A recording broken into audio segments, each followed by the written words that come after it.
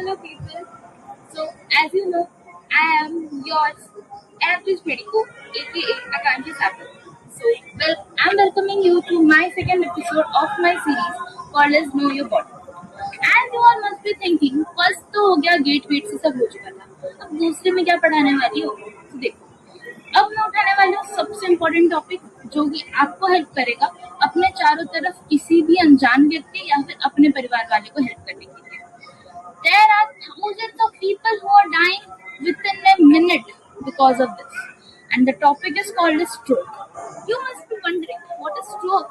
Now, when you are getting to see any person around you, suddenly अगर बात कर रहा होता है, कुछ काम कर रहा होता है, suddenly रुक जाता है और नीचे बेहोश होकर गिर जाता है.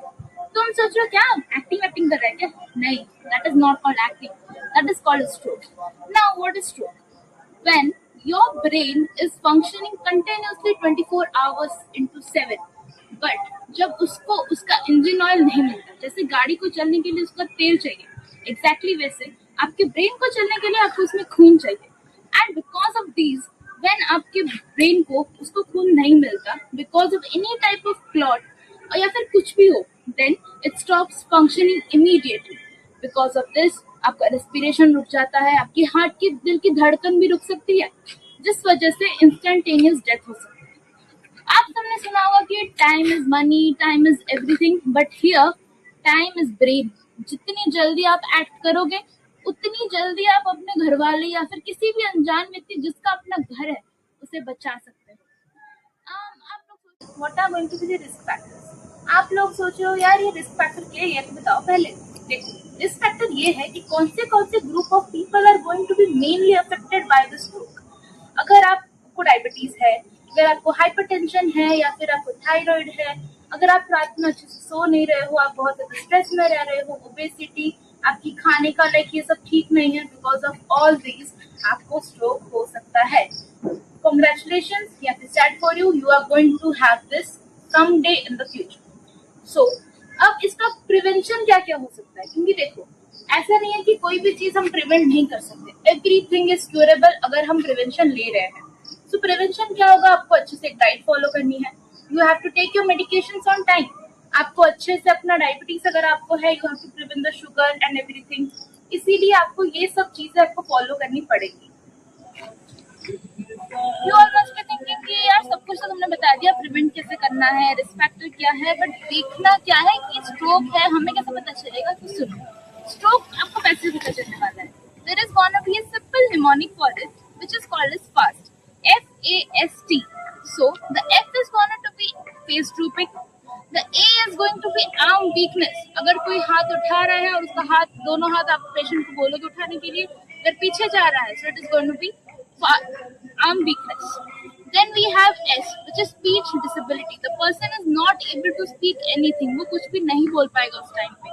And T is time to act fast. जल्द से जल्द अपने पास के किसी भी हेल्पलाइन को बुलाओ और उसे इमीडिएटली ट्रीट करवाओ किसी भी डॉक्टर के पास.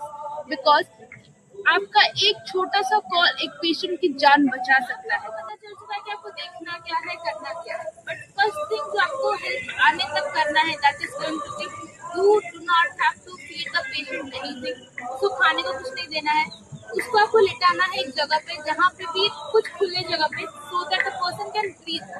आपको उसको breathing time to time check करना है. You have to try to make the patient conscious ताकि वो ऐसे बहुत ज्यादा ही कुछ ना ही चला जाए, क्योंकि उसके वजह से उसके ब्रेन में और भी ज्यादा दिक्कत हो सकती है.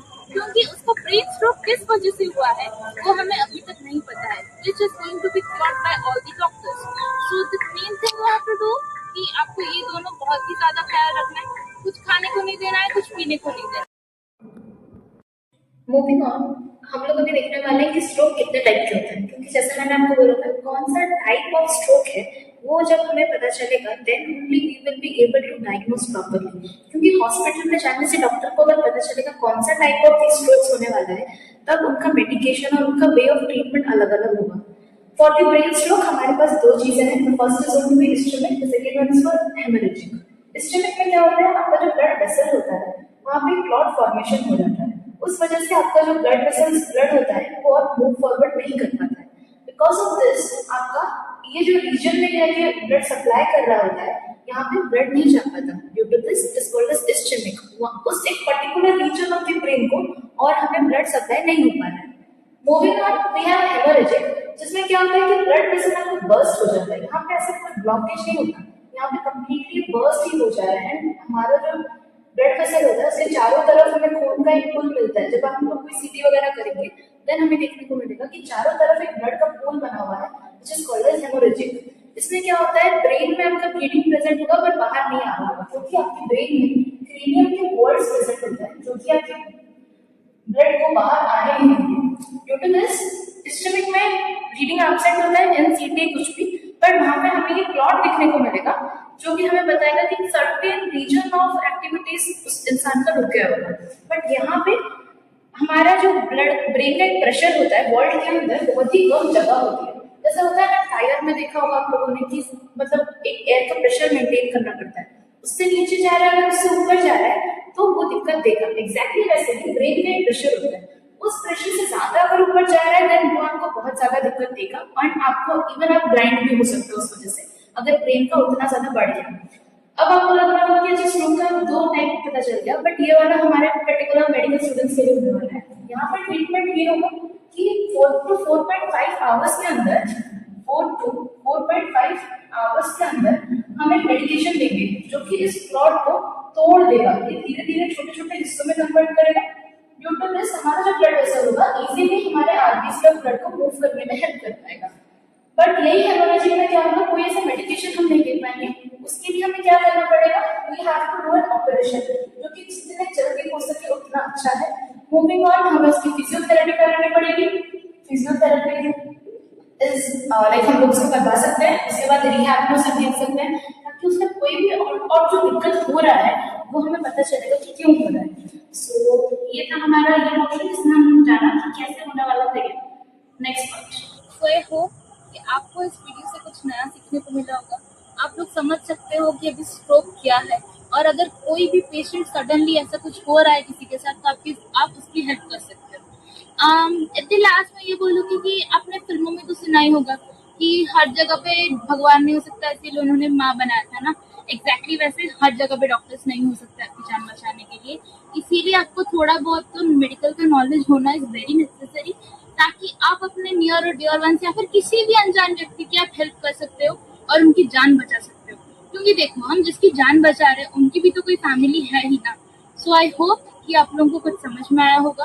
अगर आपको इससे पसंद आया होगा मेरा content, then hit that like button, share my video and अपने सभी दोस्तों को बोलो सब्सक्राइब करें जल्दी से जल्दी, बिकॉज अगर मैं इतना ज्यादा इनपुट दे रही हूँ देन आई होप कि आप लोग भी आपको भी पसंद आएगा और आप लोग मुझे सपोर्ट कर पाओगे। So at the end I hope आप नेक्स्ट वीडियो के लिए यहाँ पे जरूर आना, क्योंकि वहाँ पे मैं आपको और कुछ नया सिखाऊंगी